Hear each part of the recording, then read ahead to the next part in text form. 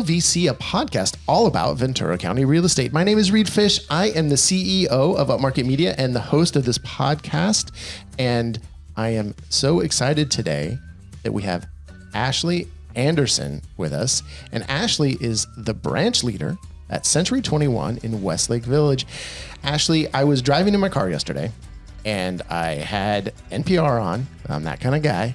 And one of the headlines, one of the things they were talking about on there, interest rates at some year, like a 20-year high, whatever, like over 7%. And there's panic. People are sitting on the sidelines. No one knows what to do. What's your take on this? Where are interest rates headed, and how can we combat this 7% interest rate? Well, it is kind of a shock to go from 2.5%, 3%, and then now you're at 7%. Right. And that has priced a lot of, especially first-time buyers, out of the market. People that could afford something 3 years ago now can't. Yeah, I could almost afford something 3 years ago, and now I can't almost afford anything. Right. Yeah. California's affordability index is actually now at an all-time low of 18%, which means 18% of the population of California can afford to buy property. Oh, it was 23. Great news. Great news. Yeah. Yeah, I'm full of good news. Well, so it is a shock. So basically the buying power of the average person or of any person who has to finance is down. So substantially. Right. So what's the strategy that you tell, your team members to employ when, speaking about rates, when trying to, how do we navigate this as a realtor? Well, you have to stay upbeat. And you have to be positive because it is what it is. Right. When you think historically in the 80s, when rates were at 16%, people were still buying and selling houses. Right. Well, houses are $40,000. Well, there is that aspect of it. Right. True. Yeah. People were still buying at 18%, and people have life events. People get transferred, people get divorced, people unfortunately die, people age out of their homes. There's always circumstances where people are needing to buy or sell. Right. Right. So it doesn't preclude transactions from happening. So, but then, in terms of, the average realtor, when they're, talking about interest rates with their clients, okay, we're saying upbeat, but, what else can we do? I mean, because in a way that's almost it not that it comes off as false, but it's like my realtor can be, hey, the rates aren't that bad. And I'm like, well, it still makes my mortgage $5,000 a month. Right. True. I think it's all about coaching your clients the way that I coach my agents. Right. Coaching them to say, okay, it's not great, but it's not the end of the world. Right. Well, and I think I saw someone posting some meme or something on Facebook a while back where it's like, hey, getting a house for $50,000 under asking price at 7% is better than paying $100,000 over asking price at 2.5%, or something like something along those lines. It balances itself out. Mm-hmm. Yeah. Well, where do you? Because I know the future. Absolutely. You're very famous for that. I absolutely know the future. Yeah. So where are you seeing rates heading? Or what's the consensus, I guess? From what I have heard, next year they will be going back more towards 5. Okay. But that's, speculative. And that's next year. It's only August. Next year is only 4 months away. Well, okay. Yeah. I mean, I know, but I got to, we need some listings in these next 4 months, though. We sure do. We sure do. Yeah, or transactions, I guess. I always look at it as the framework of listings because that's how I make my money. But for realtors, it's just deals, right? You need listings and you need your buyers to be able to buy one of those listings. Exactly. But in the short term, in the next 4 months, though, is there a consensus on what's happening, or are they just going to probably stay similar? I would assume they're going to stay pretty much the same. I think that they're not getting raised, most likely. Hopefully not. Well, but staying the same is better than getting raised. Absolutely. Yes. And I think as time goes on, people then adjust, right? Because if you're used to 2% and then all of a sudden 7% seems crazy, but it's just like anything. Once you live with 7%, then all of a sudden 6% is going to be, oh my God, it's so great. It's so cheap now. Wow, let's refinance and save some money. Right. That's one of the things that we say is you date the rate. Yes. You buy the house, but you date the rate because you can always refinance when rates go down, which they eventually will. Yes. Yeah. I hope so. I pray. Good. So in terms of, I did also want to talk a little bit about, and I know it is not June now, and June is Pride Month, and we tend to talk about this stuff in Pride Month, but then not anymore. But I want to go ahead and talk about it now too. But in our last episode, which was unfortunately, sorry everyone, we're trying to do these every 2 weeks, and just summer. I have a kid, and the whole thing. Oh man, just summer is just goes off the rails so quickly. But we're back on track now, and we're hopefully going to be coming out with these episodes every 2 weeks. But in our last episode with Katie Connolly on, we did talk a little bit about fair housing, and I know I saw you at a Ventura Caravan a couple months ago, speak a little bit to this, but for the LGBTQ plus community. Yes. And so I wanted to hear a little bit more about maybe some of the fair housing issues that people in that community are facing, and how, we as the real estate community can help facilitate, a better outcome for that stuff. I think the most important thing is awareness around the LGBTQ community, and that we have a significantly lower homeownership rate than the heterosexual community or the community in general. And I think it's about awareness, and like I have the At Home with Diversity designation from NAR. Okay. And I also there's a Fair Haven, which is it's like a housing simulation. And it's funny because I teach ethics, and I was screwing up all over this simulation. I had misgendered someone. It was a real eye opener. And I think that we don't realize that we have these biases until we do these kinds of trainings. Oh yeah. No, sometimes stuff crops up for me too, where I feel like, hey, I'm a man of the people. All this, and then, oh my God, what did I just say? What did I just say? Oh my goodness. Well, why do you think home ownership among LGBTQ community is so much lower than the general population? Well, unfortunately, we don't have, in a lot of states, we have not had the same rights as the heterosexual community. Right, and we look at through the prism of California, and that's our bias, right? So in California, pretty progressive. We have all the stuff. Very progressive, but other states, you can be fired for just for being gay. Right. You can lose your job, you can lose your housing. And so I think that has a lot to do with it. And we also don't have the same marriage rates as the heterosexual population. And as we know, someone who is single with one income has a very hard time qualifying for a loan rather than a dual income couple. Right. Well, and obviously the community has not been able to get married to have a same sex marriage only in the last 10 years, basically, and not even that long in a lot of places. In a lot of places, it's still not legal. Yeah, and so the rates are going to be down because you don't have those legacy 40-year marriages. You don't have all that kind of stuff. Very true. But I think even in California, though, I think people are, and look, I don't like talking about it on here, but you just see what was in the news this week about the shop owner getting killed over the pride flag. The pride flag, yes. And I think that puts it really into stark terms. Yes. And to what the community faces, even in a haven for that community in California. So that there's still so much work to do. And so what can we do?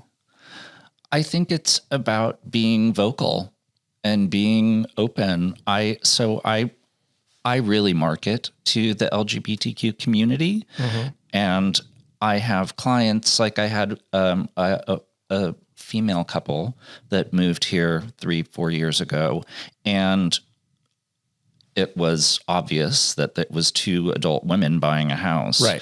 And the other agent said, they just want someone that's going to raise a family here. Well, what does that mean? What is a family? What is a family? Right.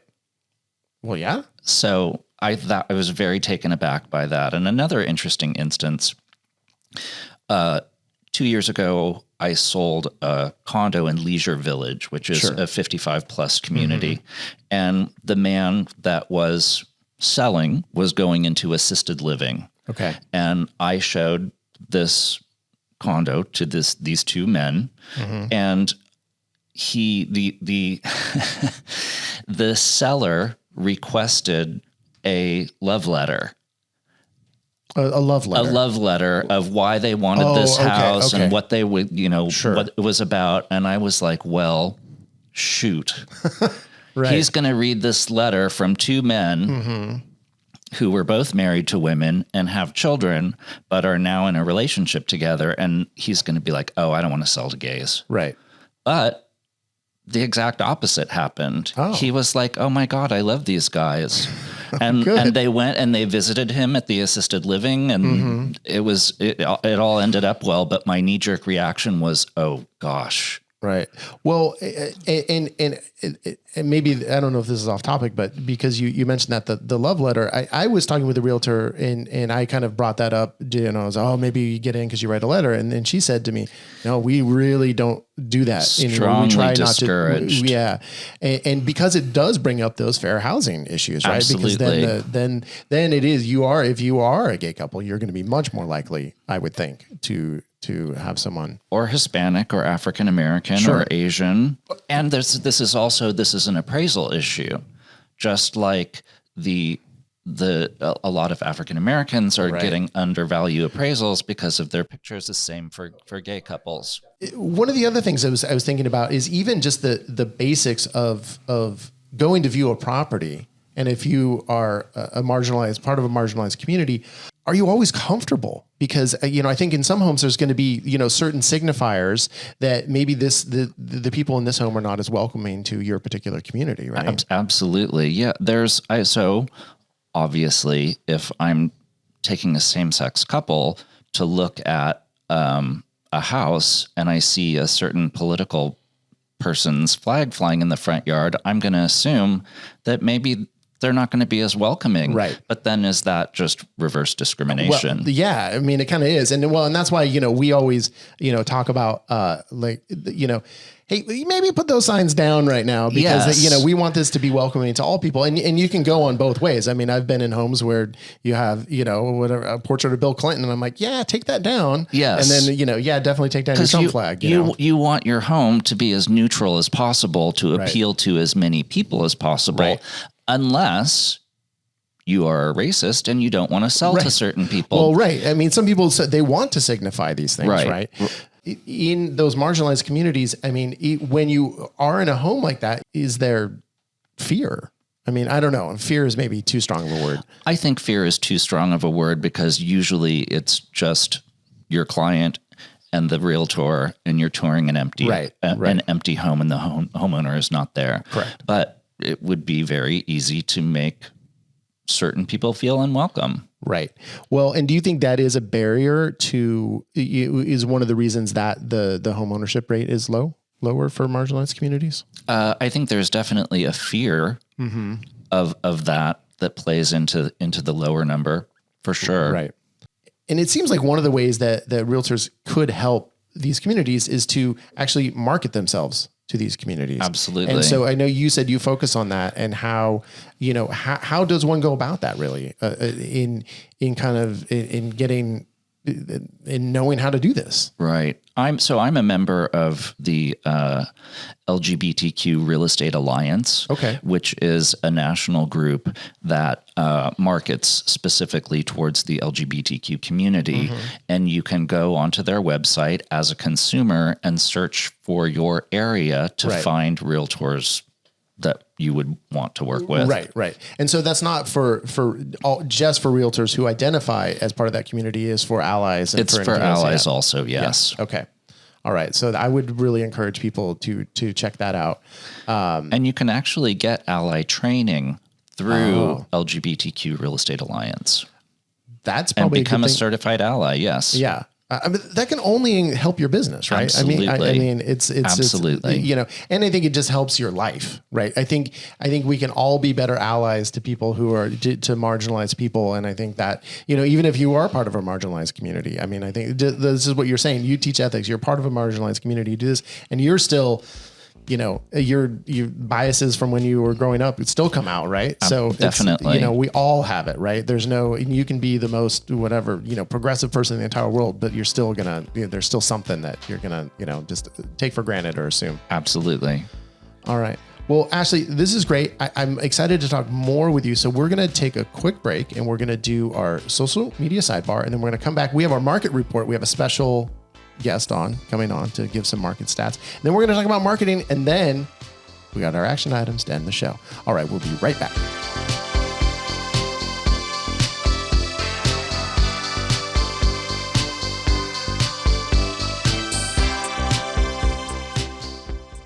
All right, it's time for our social media sidebar. And so if you're on social media and you want to get in good with the good folks, us, me, Chelsea. Chelsea's here. I am here. Yeah, Chelsea, our producer and admin at Upmarket Media, is here. If you want to get in good with us, give us a follow. Instagram is kind of where it's at. Upmarket.media on Instagram. We're also on Facebook. You can follow us there. And then we're TikTok. I always forget about TikTok, but we are on TikTok. We are. Oh. I know. I don't I'll even have to check that out. I don't even have the app. Me neither. My business partner and Chelsea's other boss, Mark, does it manages the TikTok. He's good at the TikTok. Yeah. So you can follow us. I'm Tall Reed Fish on Instagram. Chelsea is Feeding Beautiful if you want some good food content. And then Ashely, where can we find you on social media? Ashely Q Anderson. Oh, all right. Anderson with an O at the end. An O at the end. Mm-hmm. If you just type Ashely Anderson, like 50 teenage girls come up. But if you type Ashely Q Anderson, then I come up. The Q. Yes, it's the Q. That's the defining factor. All right. And so are you cultivating business from social media? I post, obviously, when I have a new listing, I post and I boost that post so that more people see. On Instagram or Facebook? Both. On both. Okay. Yes. And for me, it's more just about, being Ashely, authentic Ashely, so that that's good. If my potential clients want to Facebook stalk me, they can find out, what I'm about, what I like, what great. I do, where I have breakfast, where I have dinner. Right. What you ate for dinner. Yes, exactly. The flowers in my garden, whatever. Well, right. And that's what we talk about all the time is authenticity, right? Yeah. That's all marketing should flow through an authentic lens, right? Yeah. Okay. Yes. Yeah. Good. Okay. Well, but so then it brought to mind though something because I know when I typically post on Facebook, I think my default settings, and you can set your own privacy settings. I think mine are to it's default to like friends of friends, I think. And so I don't know. Do you know even what you're set? Are all your posts public or are they? All of my posts are public. Right. Okay. Yeah, that's something you want to think about, and I know for me, I think all of mine used to be public. And then when I had a kid, I was like, okay, I don't want to do that. And so friends of friends, and I'm not usually, it's different. I'm not a realtor, so I'm not using my personal Facebook as kind of marketing really. But that is something to think about how, what who can see what you're posting when you're on Facebook. And what are you posting? Yes, Right. Absolutely. And what does that say about you? Right. Well, and so are you finding are you posting different things on Instagram and Facebook, or are you just posting on Instagram and it just populates your Facebook? I used to separate them, but now they're just linked together. And then are you posting? You're posting a real mix of stuff. It's some business stuff, but more personal stuff. Yes. Okay. Mostly personal with a little business sprinkled in there. Yeah. I think that's a good tactic. I think that's the way to do it. I agree. People want to know who they're working with, and it just makes you appreciate someone more when you see who they are. Yeah. Well, do you do so? And when your business stuff, is it mostly, hey, here's my new listing. And then, or are you doing things like, giving market stats, or like you see a lot of realtors posting these, things like, hey, it's springtime. That means, it's time to clean off the grill. Yeah. That kind of thing. I post about listings. I post about market statistics for the month before. Yeah. And that's that's mostly what I post business-wise. One of the things that Chelsea is always on us about is doing behind the scenes. And I think that's true even for realtors too, I would imagine. Yeah. Where, people want to see kind of how it's done. It's a day in the life of a realtor, or just even like, oh, I'm at this cool showing and, just doing a short video. I think, that kind of stuff. I agree. The consumer doesn't really understand what we do and how difficult our job really is. They just magically sign papers and get keys. Right. Yeah. Right. And then in their mind pay you a lot of money. Yes. And so you want to make sure that they're seeing the value that you bring, right? Most definitely. Yeah. Yeah. Yeah. It connects you more. People want to see that you're a person and not just business. So. Right. Yeah. We're going to be back in just a moment with our market report. Ooh, so exciting. I'm excited. I want to hear some statistics.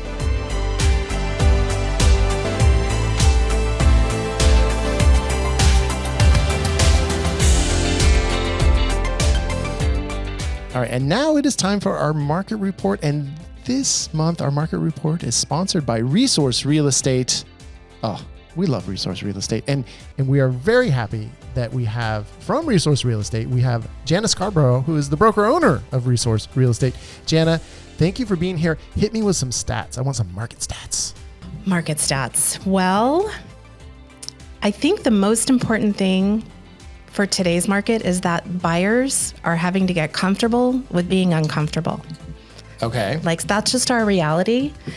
And the ones that do get comfortable sooner are the ones that have better success on their purchases. Okay, comfortable what way? So our rates are terrible. Like, Yes, like we can't even make it sound different, right? I know. Well, we just talked about strategies for that in the last segment. Because that's on everyone's mind. The rates are high, right? Right. So it's just you have the buyers have to get comfortable. So, but what does that mean for the market then? So what that means for the market is, yes, the rates are still high, but what's really odd and surprising in our market is that the prices are still holding up and the stats are still showing us as being in a seller's market. Yes. I get stats from title companies, and the one I most recently looked at, almost every city in Ventura County showed a strong seller's market. I think the only one that was neutral was Fillmore. Okay. Oddly, it's a tiny town, not a lot, even less inventory than elsewhere. Right. The other thing that is interesting is our median price range has moved up to around $850, like in the city of Ventura. Right. The average median sales price is around $950 right now. Okay. So it's just kind of morphed into a much more expensive market, and we've got much more expensive interest rates, and it's uncomfortable. Yes. So yes, I know. we got to get comfortable with it.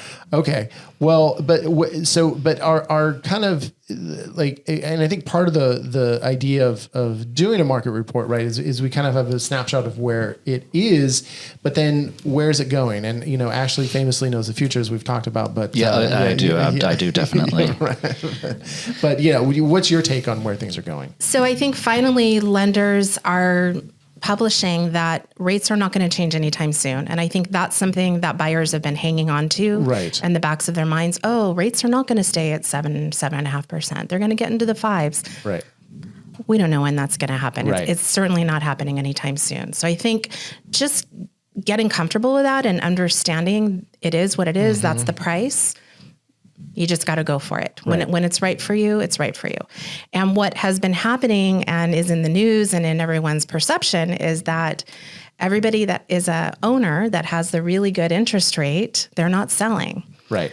Which we see that, right? I'm not selling. I've got a really good interest rate. I mean, this makes logical sense to me. Yeah.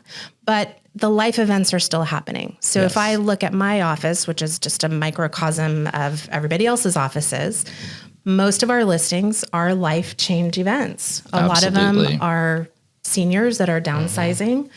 I have a senior that just moved into assisted living. We have a couple of listings where folks have passed away. So the heirs are selling the property. So those are independent from the great interest rates of 2022 or 2021. Right. Yeah. No, you have to. I we just had to move my mom into a certain situation, and we're going to have to sell her place in Palm Springs. Yeah. And so it happens, you know. It does. So yeah, there's always going to be stuff, but in terms of the inventory, I mean, we've just seen, you know, what, and I don't know if it actually is, but what feels like record low numbers of houses on the market over the last, you know, year, with these interest rates kind of not budging, do you think we're going to be able to see a change in that kind of trajectory of where the inventory is? Probably not. Not anytime soon. I had you on here for good news. I agree. Jana. Well, the good news is the life events keep happening, right? Right. The good news is people keep dying. Well, we're getting old. I don't know about you guys, but I'm feeling pretty old. Yeah. The life events keep happening. And the same thing for buyers' situation. Like some buyers may have been resisting jumping in the market in this 7% interest range, Right.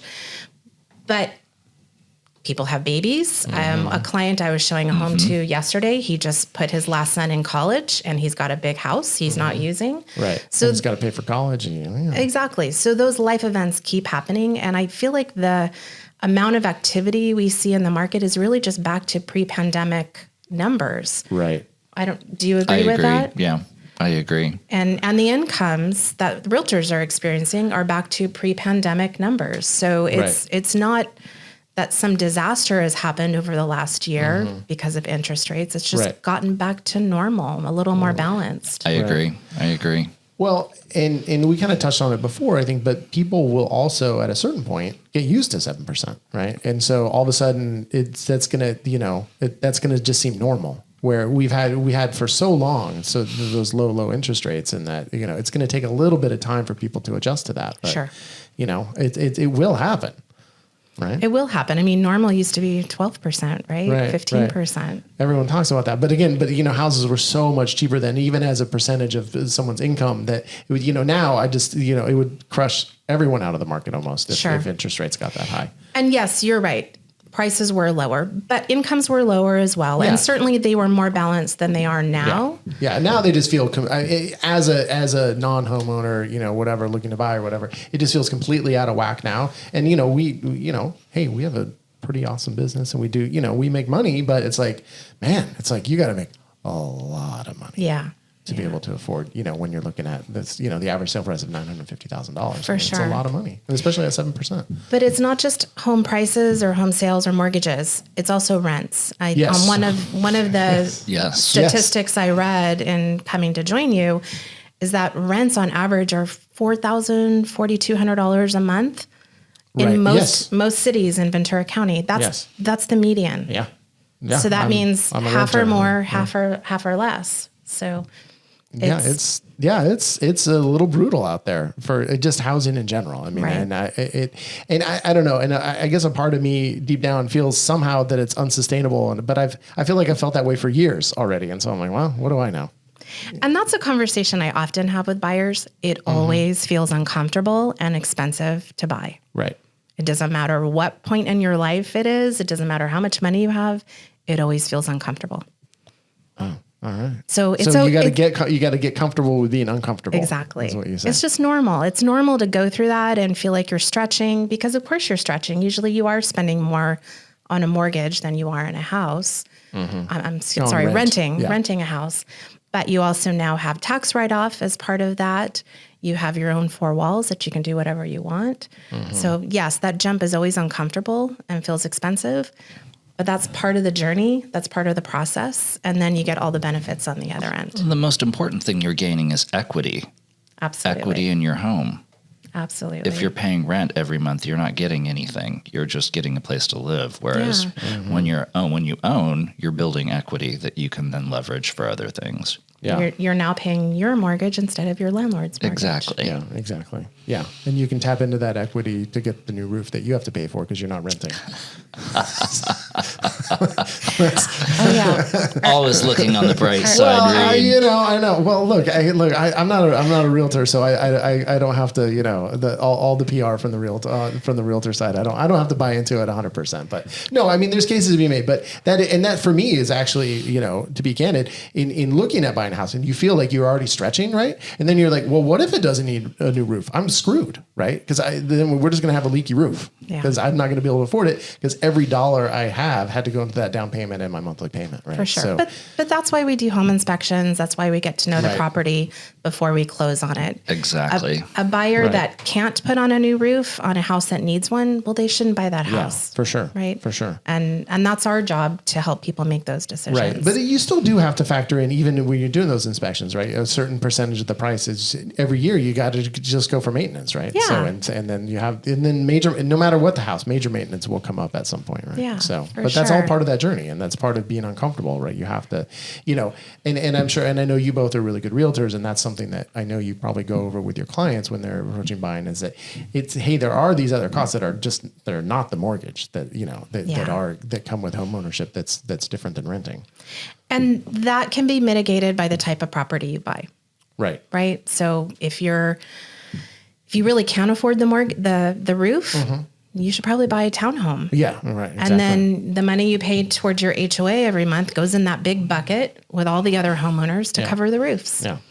So there's ways to offset what needs to be done. For sure. All right. So. Well, that was a market report. And I'm still very favorable on our real estate market. I mean, yes, these numbers are killer, but the truth is we have people that are dying to live here and they work hard and they make good money. And this is a great place to live. You're paying a little bit of California tax. You're paying a little premium to live here. It's coastal California, who everybody wants to live on the coast. Right. Yeah. And we have been, and I say that in the past, we have been Southern California's last undiscovered beach town.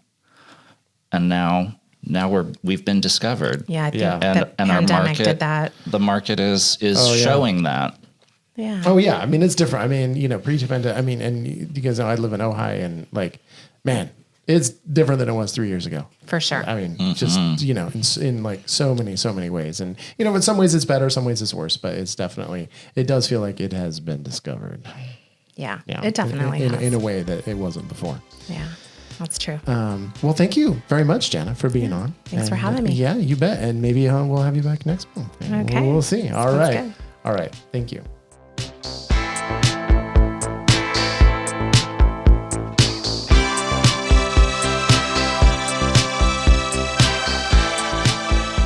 All right, and now it's time for our marketing moment, which is, sponsored by Upmarket Media. We're upmarket.media online. We are full service, do photo, video, 3D, all the stuff that you need for to market yourself when you have a listing. Come to Upmarket Media. We love it. You're not going to be sorry. Why wouldn't you work with Upmarket Media? Ashely, come on. Wow. Thank you. Yeah, agreed. But so Ashely, I do want to talk though in this section about marketing. In your role as branch manager, and I know this is, you've only been doing it for a few months. Actually, you kind of have a new position. Your agents are looking to you for marketing advice. I mean, what are you telling them? Right? What's your MO? The education is very important. To be educated about the market, to be educated. Continuing education so that we really know what we're talking about when we talk to our clients so that we are informed. Education is something I really, really stress in my office. Right. As a part of marketing, because you can't market unless you know your stuff. Exactly. All right. And then, so education, so say a realtor knows their stuff, then how are they showing people that they know this? Or, how are they, what are ways that you advocate for connecting with potential new clients? So we have a pretty robust suite of marketing tools that we use, and I'm teaching our agents how to use them. Okay. So that they can then communicate, hey, I have all of these great tools to market your listing. Okay. Right. So what are some of those tools, and what do you have some favorites on how, and even outside of, when you get that listing, like how are you getting, if it's a new agent and they've never had a listing, how do they get that listing? How do they get that first listing, or how do they connect with potential buyers? Right. Because a lot of agents, when they come in, they're going to be working with buyers mostly, right? Yes. When they start. Yes. So what are some proven strategies? Sphere of influence. The people that you know that like you and trust you already is where a new agent is going to get most of their business. Okay. And not all of them understand that, and a lot are afraid to ask for the business because they don't want to bother anybody. Right. But it's a relationship business. This is how you get business. Right. So it's the sphere of influence. And so, but then within that, it is really just coming up with, the ask. Yes. You have to ask. And I think we talked about that on a previous podcast a little bit, but I think it bears repeating all the time. Is like, no one's going to give you business if you don't ask. Exactly. Right. And it can be coming up to you, hey, Ashely, are you looking for a realtor? I have my license. I'm always happy to talk to you about it. Or it's also asking in an ad or, however it's like every time they see your headshot or whatever out there in the world, that is in a way an ask. Absolutely. Right? So if you are a newer agent and you're on a little bit more of a limited budget, you haven't had that listing yet, and you did have some money to throw at marketing. I mean, what would you tell an agent to do? Outside of just like shaking hands in their sphere of influence. I mean, what's something they can do? I would figure out who you're marketing to, have a niche market, right? Whoever that is, and then you can create flyers. We have our marketing suite has incredible templates for marketing, for flyers, for listing presentations, for just sold postcards. Right. These are all internal things that are very easily customized to the agent. And then what about getting your name out in the community in other way, like maybe sponsoring sponsoring events, a little league team, or that kind of thing, right? Sponsoring events, getting involved in community organizations is very important. Right. Well, because I think one of the things that you can do is if and I think this is really true, that your sphere of influence is the biggest way you're going to get clients, especially in the beginning, is expand that sphere. Absolutely. Right. I mean, that's, so every time you do something and insert yourself into a new environment and make new friends and make new acquaintances, that does increase your sphere of influence. Most definitely. But you know what it goes back to? And Chelsea, I think authenticity, right? Yes. So you have to you can't just go and join the civic group just because you want to hand out your business card. Right. It's something you have to be passionate about. Yeah. Yeah. I was on the board for Diversity Collective, Ventura County, and I did it because I wanted to give back to the community. Right. And I was the president of Ventura County Coastal last year, and I did it because I wanted to give back to the realtor community. Right. And also grow your business. And also grow my business. That helps. Yeah. Walking into a listing presentation and saying, yes, I'm the president of Ventura County Coastal Association of Realtors gives you a little bit of confidence. There you go. Well, and then that breeds confidence in the potential client. Absolutely. Right? Okay. Oh, this guy knows what he's doing, supposedly. Right. Exactly. Right. I mean, well, you have that fancy title after your name. So, you got the Q in there and then you got the title after. I mean, wow. I mean, what more could we ask for? Well, that is kind of interesting because I know we had talked about kind of being involved in the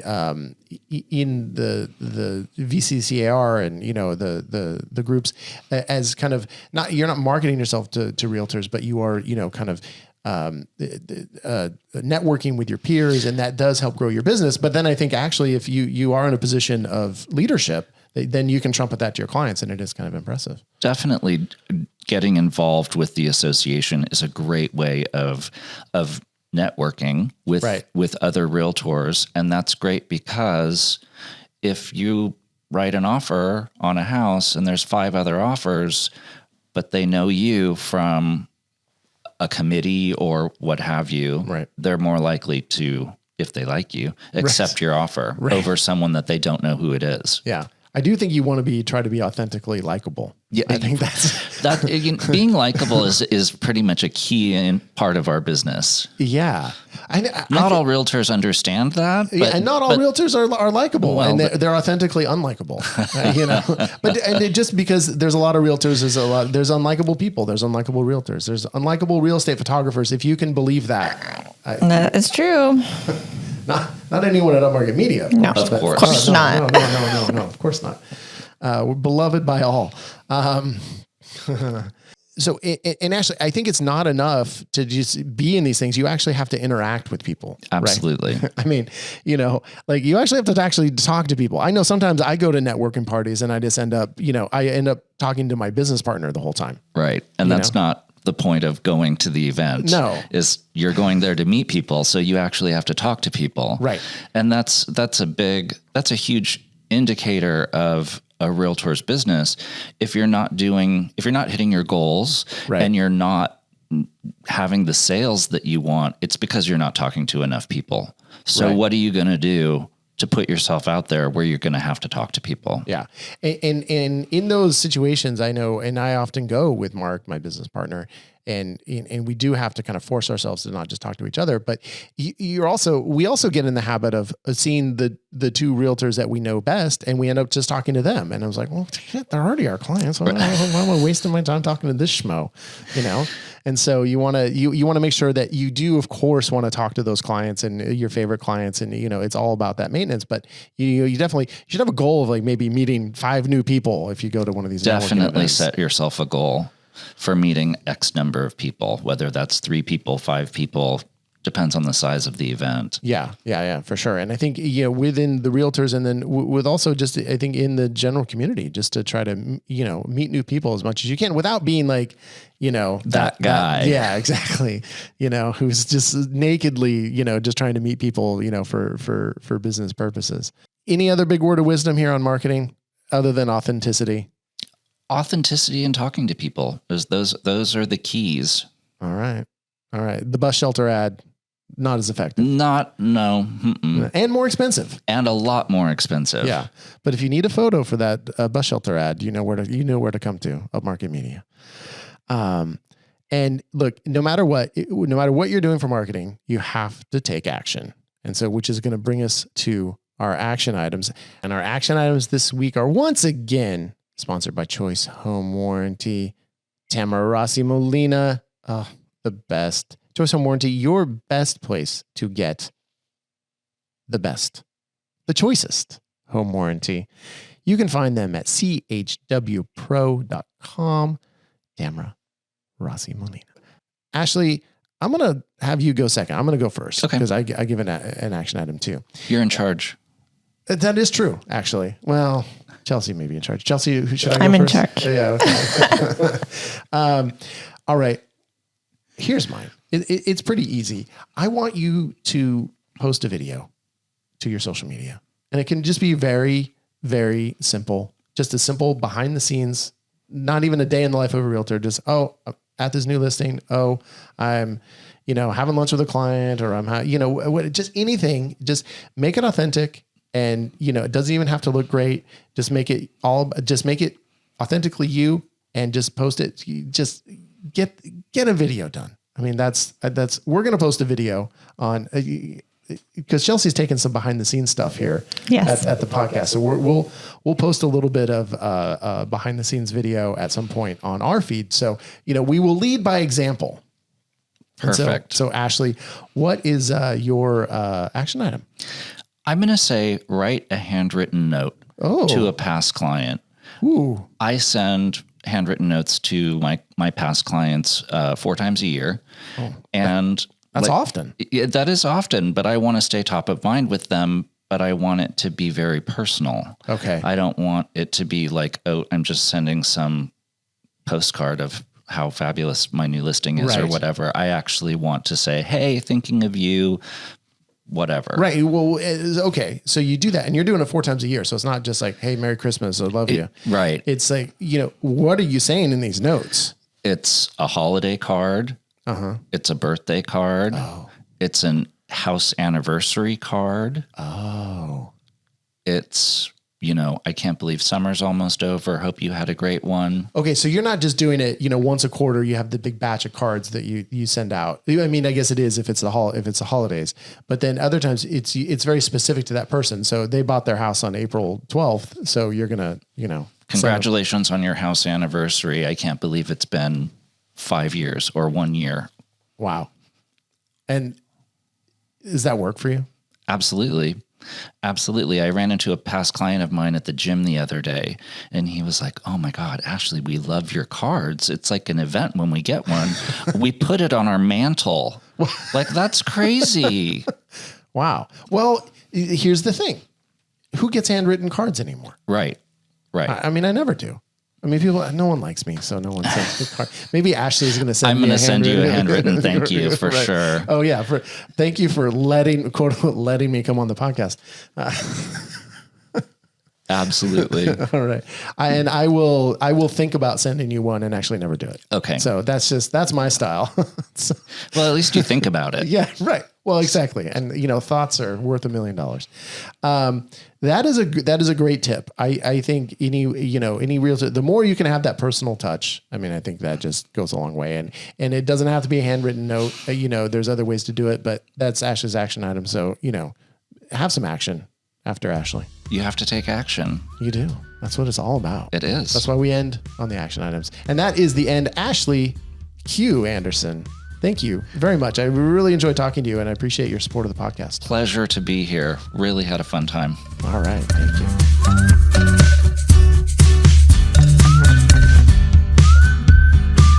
Real VC is a production of Upmarket Studios. This episode was produced by Chelsea Froelich and edited by Bethany Diedrich. We'll be back shortly with a brand new episode, but in the meantime, we hope that all your transactions will be smooth. Thank you for everything.